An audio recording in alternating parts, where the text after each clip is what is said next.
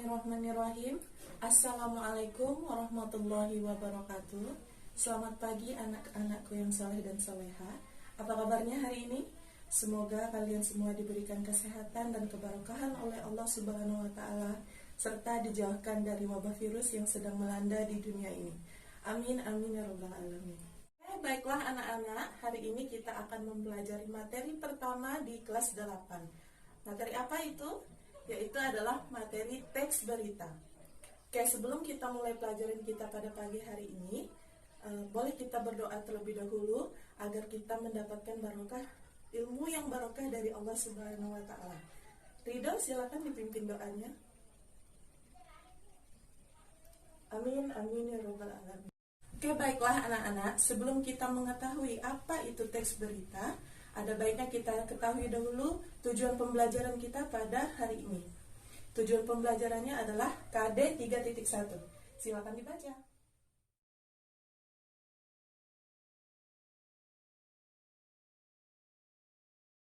Sudah dibaca semuanya anak-anak? Ya, jadi kita akan pelajari apa hari ini? Ya, benar sekali. Kita akan mengidentifikasi unsur-unsur teks dalam berita. Apa-apa saja yang ada di dalamnya, kita akan pelajari pengertian dari teks berita, ciri-ciri teks berita, dan unsur-unsur yang terkandung di dalam teks berita. Untuk lebih jelasnya apa itu teks berita, kalian simak dulu video berikut ini ya. Perhatikan dugaan vaksinasi bodong. Hasil pemeriksaan awal, semua suntikan dalam posisi kosong atau tidak ada sisa dosis vaksin. Selain suntikan bekas, polisi juga mengamankan botol bekas vaksin yang digunakan saat video viral vaksin bodong. Dari pemeriksaan barang bukti, polisi tidak menemukan sisa dosis vaksin, baik disuntikan bekas vaksin maupun pada botol vaksin. Hingga kini polisi telah memeriksa 8 orang saksi video viral vaksin bodong. Polisi juga akan meminta keterangan saksi ahli.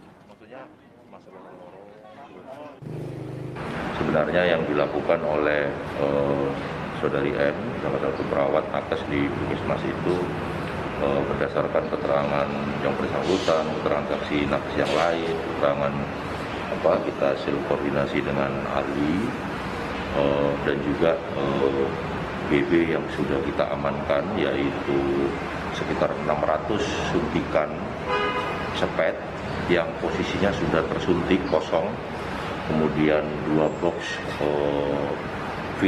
botol vial vaksin kosong, itu sudah kita amankan semua. Dan juga berkaitan dengan teknik, teori dari yang bersangkutan memvaksin itu sudah dinyatakan benar, sesuai.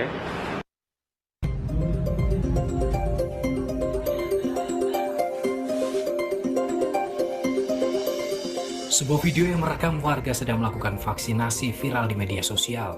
Hal yang menjadi sorotan karena jarum yang sudah menempel di kulit diduga tidak ditekan dan langsung dicabut.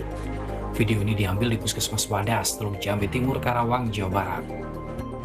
Petugas yang menyuntikkan vaksin mengaku saat menyuntikkan vaksin menggunakan teknik menekan bagian bawah dengan menggunakan telapak tangan. Selama pandemi, Maula bahkan mengaku telah menyuntikkan vaksin ke lebih dari 8.000 orang. Saya udah 8.000 orang, ibu saya sendiri ya, 8.000 orang. Maaf, ini tangan saya tertusuk-tusuk, tapi saya tidak pernah istilah. Maksudnya, saking banyaknya orang yang saya suntik, sampai orang bilang, kok izin untuk lapor ke kantor biar dan dibilang nggak suntik gitu.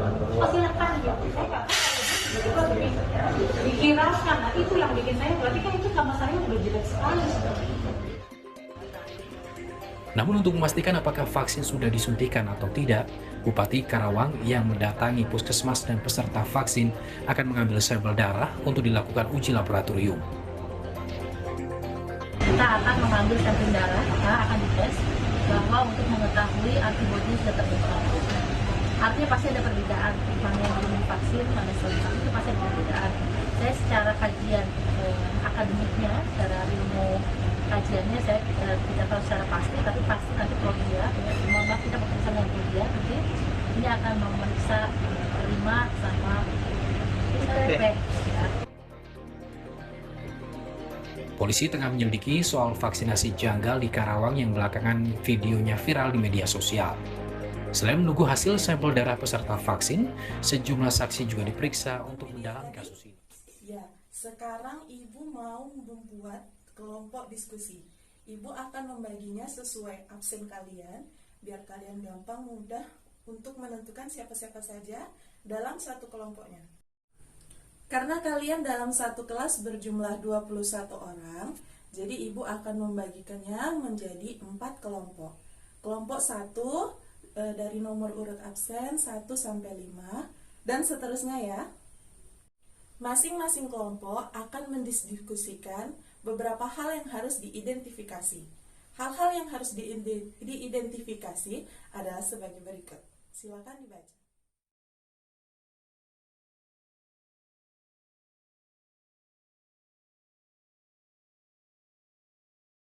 Sudah dibaca anak-anak? Jika sudah, Ibu akan memberikan waktu 15 menit untuk kalian mendiskusikannya dengan kelompok kalian masing-masing. Hasil diskusi akan kalian tuliskan dalam bentuk PowerPoint atau PPT agar memudahkan kalian, karena kita masih dalam sekolah daring. Setelah itu, kalian akan mempresentasikan hasil dari diskusi kelompok kalian masing-masing. Dari mana kalian akan mendapatkan referensinya? Bisa dari buku paket yang kalian pegang, atau dari sumber lain yang relevan, seperti dari internet dan Google. Alhamdulillah, kalian semua sudah mempresentasikan hasil diskusi dari kelompok kalian masing-masing. Sekarang, Ibu akan menyimpulkan materi dari KD 3.1 tersebut. Silakan simak video berikut ini. Halo teman-teman, kita berjumpa lagi. Pada kesempatan kali ini, kita akan mempelajari tentang unsur-unsur teks berita. Materi ini diajarkan untuk kelas 8 dengan kompetensi dasar 3.1, mengidentifikasi unsur-unsur teks berita, membanggakan dan memotivasi yang didengar dan dibaca.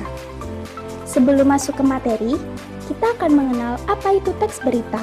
Teks berita adalah teks yang berisi tentang segala peristiwa yang terjadi di dunia dan disebarkan melalui berbagai media seperti radio, televisi, internet, situs web, maupun media yang lainnya. Sebuah berita harus dapat dipertanggungjawabkan kebenarannya, aktual, informatif, dan objektif. Kualitas berita yang baik harus memenuhi kriteria unsur-unsur berita, yaitu 5W1H. 5W1H adalah singkatan dari what, who, when, where, why, how.